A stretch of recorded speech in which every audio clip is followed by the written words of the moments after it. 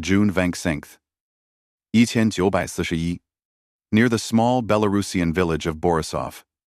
The morning air hums with the rhythm of advancing panzers. Columns of Panzer III and IV tanks rumble across open wheat fields. Their tracks, churning the earth into dark scars. German tank commander Lieutenant Karl Hoffmann peers through his binoculars, the rising sun glinting off his vehicle's gray armor. To him, Operation Barbarossa feels unstoppable, a tide of iron and precision sweeping east toward Moscow. Inside Hoffmann's tank, the crew cracks jokes over the intercom. The Russians won't last a week. C'est skuntage. The gunner, tapping the breech of their 50mm quick-K cannon, they fight with tractors and tin cans. Laughter fills the cramped metal box. Hours later, near a wooded ridge, the mood changes. Through the gun sight, Hoffmann spots movement, silhouettes of strange, low-profile tanks emerging from the tree line. They're larger than any Soviet machine he's seen before, with sloped armor that glints like sharkskin. The turret shape is odd, almost crude, and the tracks are broad, built for mud and snow. Those must be new KV models. Hoffmann mutas. We'll knock them out just the same. The gun fires. The shell screams across 800 meters and ricochets off the lead tank's armor with a shriek of metal. A second shot. Another bounce. Sparks only. The strange tank swivels its turret. A deep thud follows, and a high-explosive shell slams into the ground near Hoffmann's panzer, lifting soil into the air. The radio crackles with panic from nearby units. Our shells are useless. It's impervious. Request air support now. What the Germans are facing for the first time is the T-34, a Soviet medium tank. No one in the Wehrmacht had anticipated a weapon that would change warfare itself. The forest outside Borisov is now a graveyard of twisted metal.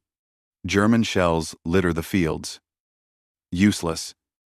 While black columns of smoke mark the spots where panzer units have been gutted, Lieutenant Hoffmann crouches beside the wreck of his Panzer III, his face smeared with oil and soot.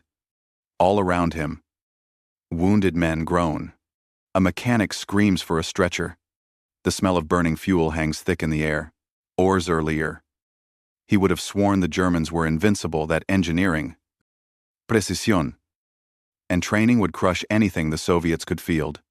But now, watching a lone T-34 crawl past their destroyed convoy, he feels something new: disbelief. The Soviet tank moves as if indifferent to the chaos around it, its wide tracks devouring mud that would bog down any German vehicle. Bullets spark off its armor like rain on stone. A red star, still fresh with paint, gleams on its turret. Through binoculars, Hoffmann sees the driver hatch open briefly, a glimpse of a young Soviet tanker, barely older than a schoolboy, waving to his comrades before disappearing back into the metal beast. How can something that crude be so perfect? Hoffmann mutters. He isn't the only one asking that question. Across the front, German high command begins to take notice. Reports flood in from panzer divisions. Guderian's 2nd Panzer Group, Hoth's Dreiered Panzer Group, Hupner's 4th Panzer Group, all encountering the same phantom, a fast, agile tank that shrugs off their weapons and outruns pursuit. Captured intelligence sketches label it T-34. The name spreads like a ghost story through the ranks. In a field tent near Minsk, General Heinz Guderian pores over the first detailed reports. If these accounts are accurate, he says quietly to his staff, then we are no longer the only army of engineers. His aide, Oberstleutnant Neumann, replies, perhaps we underestimated the Russians. Herr General, Guderian's lips tighten. No, we underestimated their desperation. By July, fragments of destroyed T-34 seconds are being hauled west for examination. German engineers scratch their heads at the simple, rugged design, sloped armor, unheard of in German doctrine. Wide tracks for snow and mud, a diesel engine less prone to fire than gasoline, and a 76 2mm gun that can tear open any panzer like paper. Meanwhile, In the field, the tankers continue to die. Hoffmann's new Panzer IV is rearmed with a long-barreled 75mm cannon. But it still struggles. Engagement after engagement. The same horror unfolds, shells bouncing. Comrades burning. Retreat inevitable. The Wehrmacht's laughter has turned to silence. At night, around campfires along the Smolensk front, tankers whisper about the ghosts of steel. Some claim the T-34 seconds move faster than trucks. Others swear they climb hills no tank should manage. But everyone agrees on one thing when you hear the rumble of those tracks. You run. By autumn, the myth becomes a nightmare. Soviet factories at Kharkov, Stalingrad, and Nizhny Tagil are producing T-34 seconds faster than the Germans can destroy them. Trains packed with green-painted hulls snake toward the front, thousands of them. Unstoppable as the winter ahead. For the first time since the invasion began, the Germans realize something chilling. The war in the east will not be short. And it will not be easy. Snow begins to fall. The mud freezes hard. And the T-34, born for this land, keeps rolling. December 5th. 1941. Outside Moscow. The temperature drops below -30 degrees Celsius. Engine size. Arrifles jam. And the wind cuts like a knife. German tanks, the pride of the Blitzkrieg, groan under the weight of frost and mud turned to ice. Lieutenant Karl Hoffmann and what's left of his platoon huddle in a barn near Klin. The men rub their hands over a flickering stove. Their uniforms stiff with frozen sweat. Their breath rises in ghostly clouds. From the darkness outside comes a sound, a deep, rhythmic growl. Like thunder rolling across frozen earth. Hoffmann stands. His blood turning cold. Panzer one of his crew whispers. He shakes his head. No, not ours. Through the cracks in the wooden walls, lights flicker faint.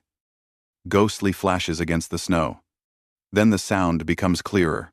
Tracks clattering. Engines roaring. Shells firing.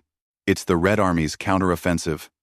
Hundreds of T-34 seconds surge forward through the blizzard. Their engines built for the cold. Their diesel fuel immune to the freezing that cripples German machines. The snow that hinders every panzer becomes the Soviet ally. The T-34 seconds carve paths through drifts like whales through water. Their wide tracks spreading weight evenly over the frozen fields. Fire, Hoffmann shouts. As his gunner takes aim, the shell flies, and again, it ricochets off the sloped armor, leaving only a scar. Reload. The loader shoves in another round. Hands bleeding from the cold. A T-34 turns its turret. The muzzle flashes. The German tank erupts in flame. When Hoffmann comes to, he's half buried in snow. His tank, a burning skeleton beside him. The Soviet column rolls past. One after another, a steel tide under the falling snow. For the first time, the Germans are the ones retreating. A few days later, 800 kilometers away in Berlin, General Franz Halder, Chief of the General Staff, delivers grim news to Hitler. Our panzer divisions are no longer technologically superior. The Russian T-34 outclasses every tank we possess. Hitler refuses to believe it. Nonsense. The Russian cannot out-engineer the German. But the field reports tell another story, hundreds of them. From every front, the myth of German invincibility has been pierced by Soviet steel. In desperation, German engineers at Kummersdorf and Essen begin dissecting captured T-34 seconds. They run their hands over the weld seams, measure the slope of the armor, test the suspension. One engineer, Dr.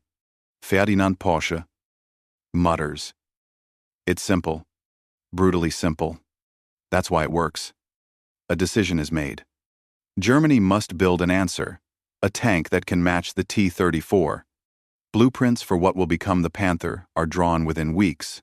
Meanwhile, Hoffmann, now recovering in a field hospital, writes in his journal, "We laughed when we saw them the first time. We said they were crude, barbaric. But those machines, they belong to the land itself. They move with it. And we fight against it. Outside, the blizzard howls. Soviet loudspeakers echo through the night for the motherland, for Stalin, and beyond the lines. The T-34 seconds roll on unstoppable. As if the earth itself has chosen its side. Spring. The snows melt into rivers of mud again. The same Rasputitsa that once slowed the Wehrmacht now swallows their retreat. Soviet supply columns, dragging fuel drums and ammunition crates, creep through the slush toward the front. In the German camps, engineers and officers gather around a captured T-34, Model 1941. Its green paint blistered from battle. Among them stands General Heinz Guderian, his gloved hand resting on the cold steel. "This," he says, "is the future of armored warfare." The T-34's sloped armor still fascinates the Germans. Its angle means a 76 mm thick plate can deflect shells that would penetrate 100 mm if vertical. Its Christie suspension allows for astonishing cross-country speed, nearly 50 km per hour. And its V2 diesel engine, running cooler and cleaner than German gasoline models, resists the very cold that crippled Panzer engines in winter.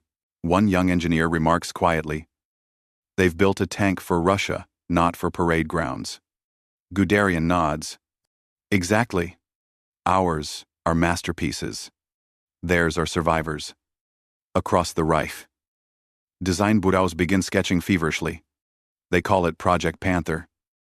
Inspired and humbled by the enemy's creation, its first prototype rolls out months later from MAN's Augsburg plant. Heavier armor, Slopetul, a long 75 mm, KWK 42 gun. On paper, it's the perfect Predator. But in 1942, those blueprints are still dreams. The war moves on. Indifferent to drafts and diagrams, back on the Eastern Front. Hoffmann has returned to command, this time leading a platoon of Panzer IV Ausf. Gaze near Voronezh. His face is older now. The youth burned away by smoke and loss. His new tanks boast longer guns, thicker plates, a fragile hope of survival. Yet every time he hears that deep, throaty diesel rumble beyond the horizon, he still feels the same chill. At dawn, the Soviets attack again, waves of T-34 seconds, cresting over low ridges, their armor glinting under the rising sun. German anti-tank guns open up, the earth trembling with recoil. The first Soviet tanks burst into flame, but more keep coming. Dozens. Then hundreds. Hoffmann's radio crackles with orders. Hold the line at all costs. Moscow demands every meter. He knows what that means. He loads high-velocity shells, picks his targets carefully, fires until the barrel glows red. His crew fights like men possessed, efficient, mechanical. Desperate. When the smoke clears, the field is a graveyard again, scorched earth, broken armor, smoldering steel. But among the wrecks lie both Panzer IVs and T-34 seconds. Their hulks twisted together like the bones of titans. War has become an equation of attrition, not brilliance. And the Soviets, with their vast factories beyond the Urals, can solve that equation far longer than Germany can. That night, Hoffmann writes in his notebook by the light of a candle, "They are no longer ghosts. They are men inside steel. Just as we are. But their steel is born from something deeper, from the soil itself. Every shell we fire feels like fighting against the land, against the winter, against the endless steppe." He closes the book, listening to the distant rumble of engines, hundreds of them rolling closer again. The laughter of 1941 is long gone. What remains is awe. By 1943, the Panther will finally meet the T-34 head-to-head at Kursk, in the largest tank battle the world has ever seen.